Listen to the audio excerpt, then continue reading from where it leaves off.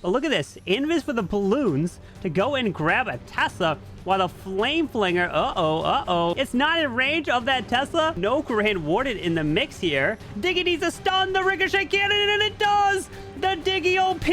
It's now the lower bracket finals. Winner of this goes on to the grand finals to take on none other than Ghost, Crispy, and Van. The first ban is in, and let's go ahead and reveal what is not going to be allowed here today for any player in this match, and it is the Earthquake spell to start it off. Now we jump over to Team Cronos, and they have 2 bans in a row. Their first ban is in. What are they going to be banning? It is a spell, the Rage spell. Earthquake and Rage so far not allowed in this match.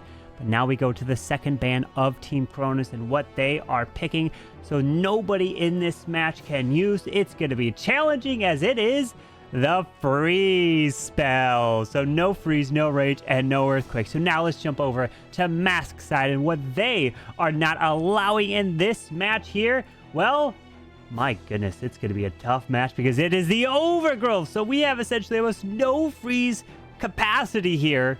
Especially if your Warden or your Heroes get locked onto, you have to be very careful. But they have one more ban from Team Mask. And what is this next ban that they are bringing here today? Well, it is going to be the one and only Dark Orb for the Minion Prince. So that also acts kind of like a freeze, slowing things down. And that is a big ban. Wasn't expecting that. But now we have one final ban from Team Cronos.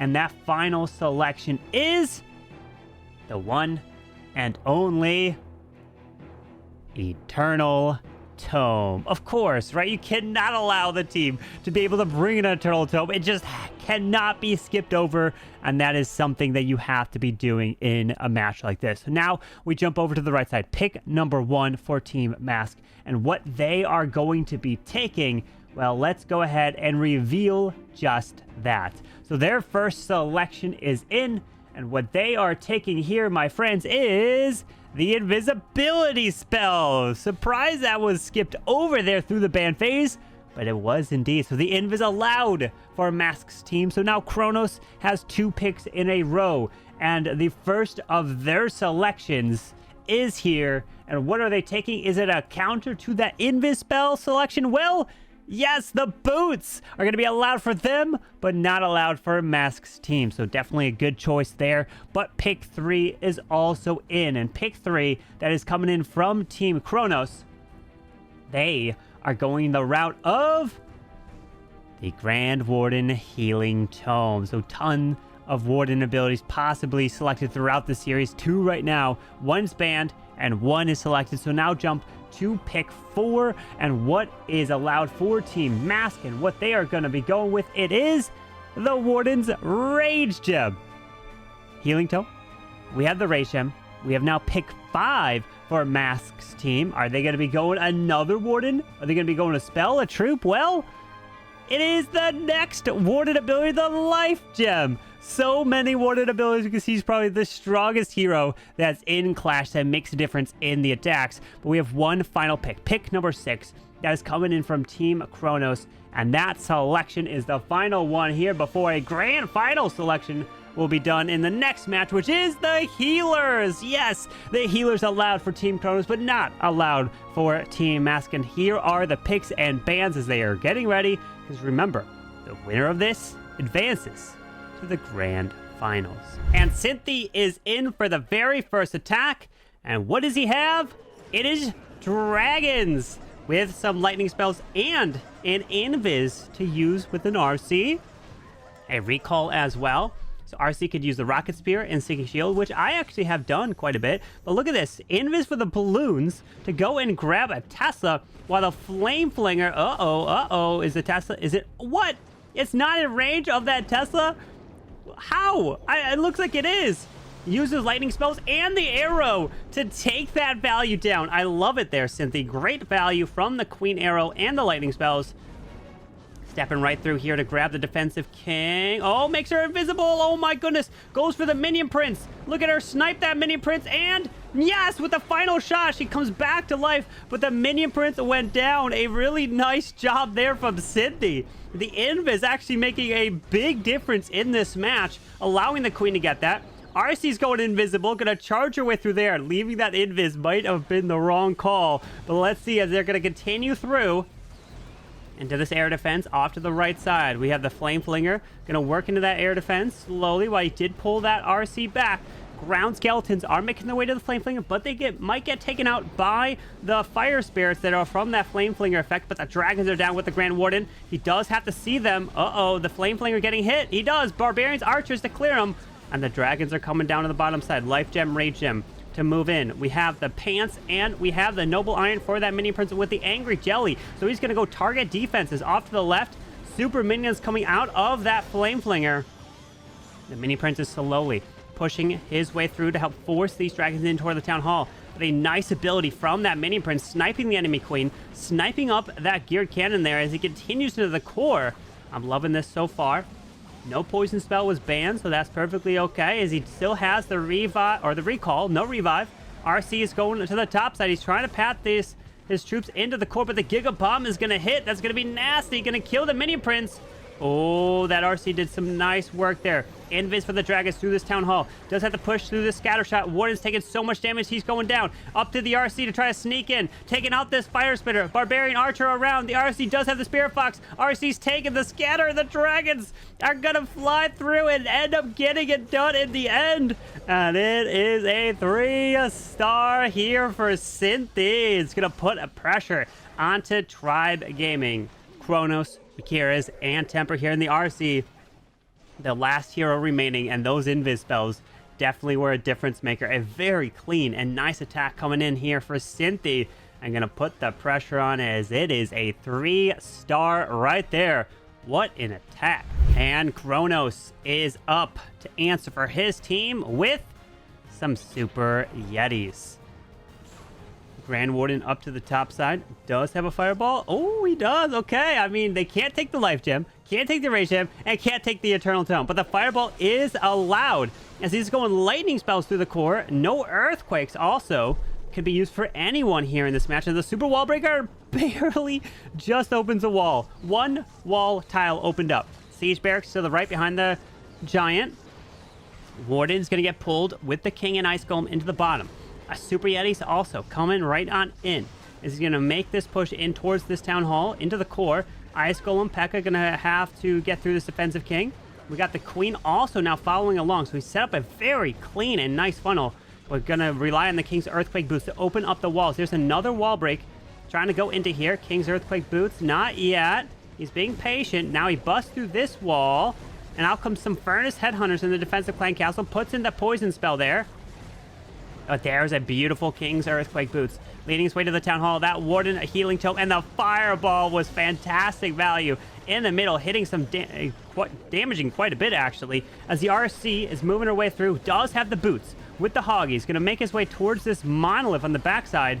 But these Super Yetis need to continue to tank these defenses. Ice Golem, Skeleton Spells on the backside provide the tanking. Wizards up top, slowly moving his way through. Super Minis to the bottom side. As we have those Yetis dead in the core. He does have a revive, continuing right on through. The Queen's already burned ability. We have the RC still with her ability. It's looking good here for Cronos. Baby Dragon off to the left. Moving his way into the Ground Expo. The Raw Champ's ability has been forced.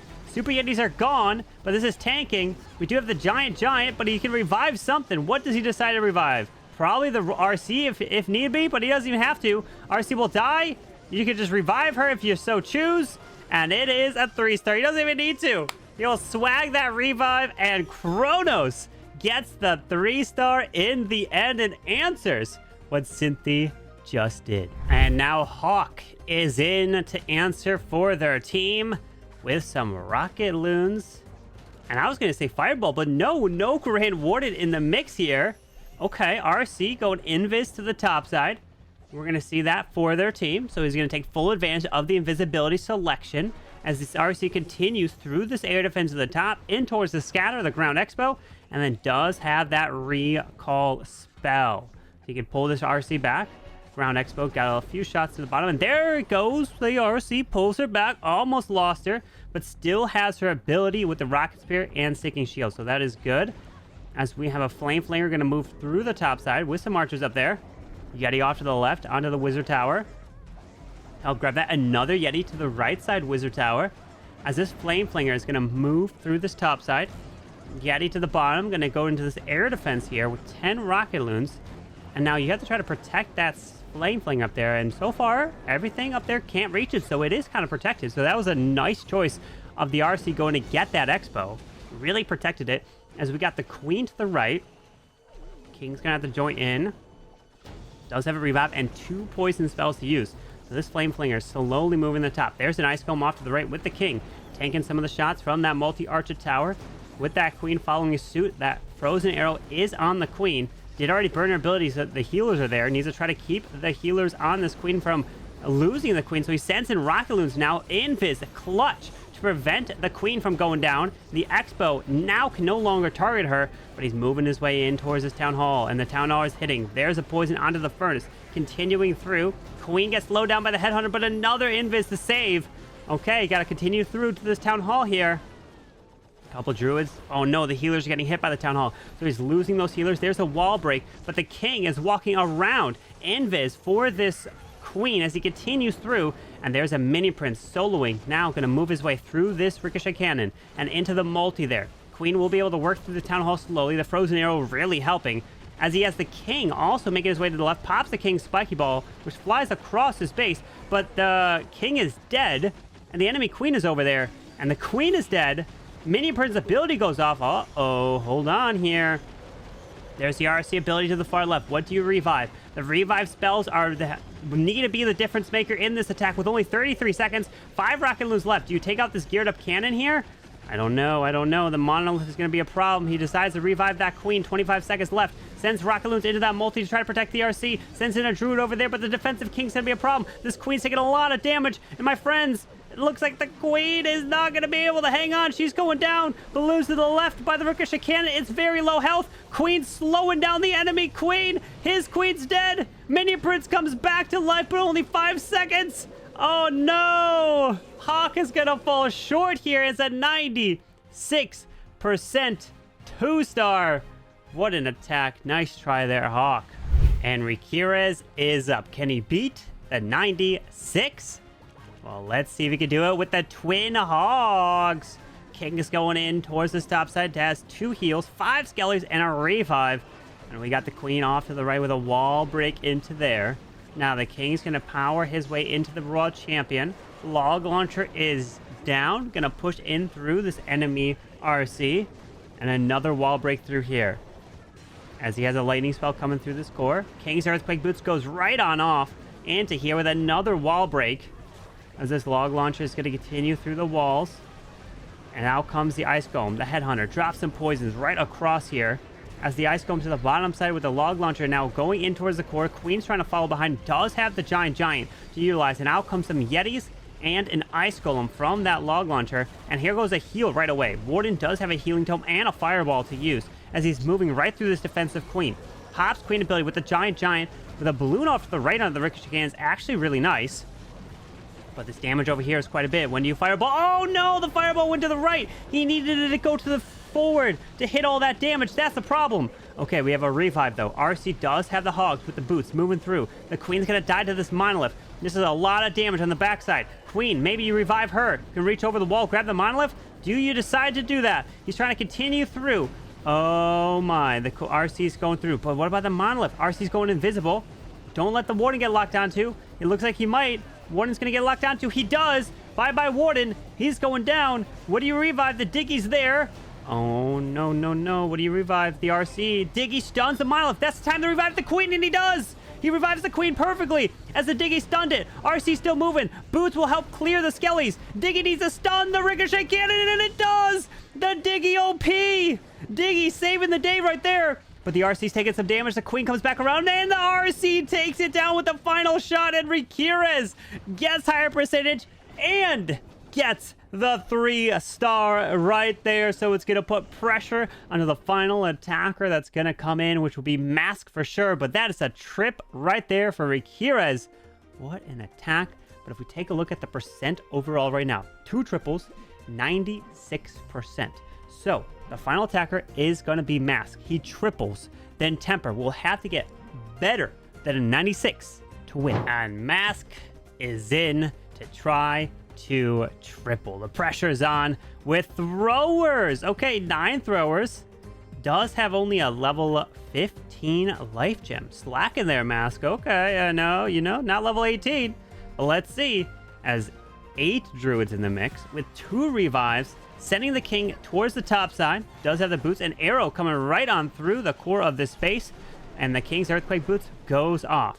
As we're going to see the queen going to push her way through the top side. We have throwers now all down with that warden. And we have a druid down as well. As we're going to see wizard archers off to the left. Going to push his way through the side. And at this point, he can reach over the wall and grab the town hall with those throwers. Okay. Ground expo does go down from the king. Puts the poison onto the furnace. The queen's invisible, trying to continue her way through the other ground expo. And the value from the throwers actually could be really nice here. Does get slowed down by the ice golem. Going to get slowed down again from the next ice golem as he continues through with skeleton to the top side. He's going to move his way through that side. Druids down. And there's an Invis perfectly to try to keep these throwers from getting too much damage. And they're locking right onto that town hall. A perfect town hall walk to take that down. Another Invis to try to keep him alive, but he did lose the warden. But he brings him back. Warden with the rage is still alive now with that revive. He does have another revive as the RC's clearing a nice value in the core. Look at this RC go. These throwers are OP walking around. RC barely survives. She was about to die off, but the perfect Invis timing. And now she's going to die off, but he can bring her right back to life after the poison wears off. Wait for the poison to go. That would be so smart. Wait for the poison to be gone, and then he could revive her as he's continuing to come right around this base. He needs to take this stuff down. Throwers can reach and grab that scatter. Now you can revive the RC. Actually, wait, the multi-arch tower's over there. Now the warden's gone, so... Oh, no, he loses that rage gem. So he decides to revive that warden because he really needs that rage gem alive to keep these throwers going. There's a wall breaker yet again to try to continue through this bottom side as we have 3 headhunters to go through. These throwers taking a lot of damage. The druids trying to keep them alive, but the splash is going to be too much. We have a gigabomb. And unfortunately, Mask is going to fall short. That warden has been killed. And he wanted that RC to get a little bit more in the core right there. And unfortunately was not able to do just that. Throwers continuing around to try to get some value. So it'll come down to Teemper's attack in the end. As we have the throwers just going down. As that is an 82% 2-star. And we take a look right now. All Teemper has to do is get a 2 to win. And Teemper is in with their final attack, and it's gonna be Super Yetis with... What is this town hall all the way in the middle? Oh my goodness. All right. 9 lightning spells, a revive, 2 skellies. Okay, what is the plan here? With a fireball on that Grand Warden. Healers down on the Warden here. He's gonna move through into this expo. We got balloons, rocket loons off to the right side. More rocket loons in towards the wizard tower. And then they're going to go into this air defense as well. Clearing a bit of a funnel and allow the push through the core with the Super Yetis. As we have that down to the bottom side as the warden continues to reach over and grab this mortar. Going to take out this value and then set up that funnel. There's lightning spells right there in the middle, which also destroys the Ray Spell Tower. So the Ray Spell Tower hopefully will be gone before he really takes some extra damage moving into the core. But he does wall break successfully open with another Rockaloon to use, pulling the queen off to the right. And there goes the Yeti with an apprentice warden. That Super Yeti is going to move their way through. No jump spell. King is coming down. Does he do an early king ability? No. He set that funnel to... Oh, that was nice. I see why he funneled over there, so that he makes the path directly into the middle. Okay. Super Yetis are... Oh, no. This is bad. Hold on. King's Earthquake Boots can bring him back. Uh-oh, things are all walking. All he needs is the 2-star to save this. Hold on. He continues. But the king brought them back into the core. Now, Queen is removing the ice golem to the bottom side. Pops the fireball from that warden. Takes a lot of damage in the core, but this is where a King's Earthquake Boots can be fantastic. And you get a lot of value with that spiky ball. And there it is. It unfortunately does hit a town hall that was basically almost gone. But his queen is still alive. Did remove the Ice Golems. The King comes back to life with the Phoenix. He's already secured the 2-star, which is plenty. That all they needed. But they continuing around with that Raw Champion into the defensive Queen. She got frozen. Does have a revive to use on something. These Ice Golems, actually not Ice Golems, the Super Yetis are still moving around this base. The Warden has finally disappeared, but he can bring him back. But it's not going to be a Life or Rage Gem because it's only allowed for the other team. So what does he decide to revive as he slowly moves through, pops that RC ability, and this was looking like a 3. Those Super Yetis OP. I would have seen this base and I would have been like, oh no, I'm going to 1-star. I am going to potentially 1-star, but Teemper does not do that. Makes it look easy. Those Super Yetis were almost walking a bit there, but he is perfectly okay. And that is a 3-star here, my friends. Teemper gets it done. What an attack. And if we take a look at the final score, it is 9-7. 3 triples against their team, which means that we're going to have Cronos, Riqirez, and Teemper advancing to the grand finals to take on Ghost, Crispy, and Van. That match is going to be live streamed next. See you then.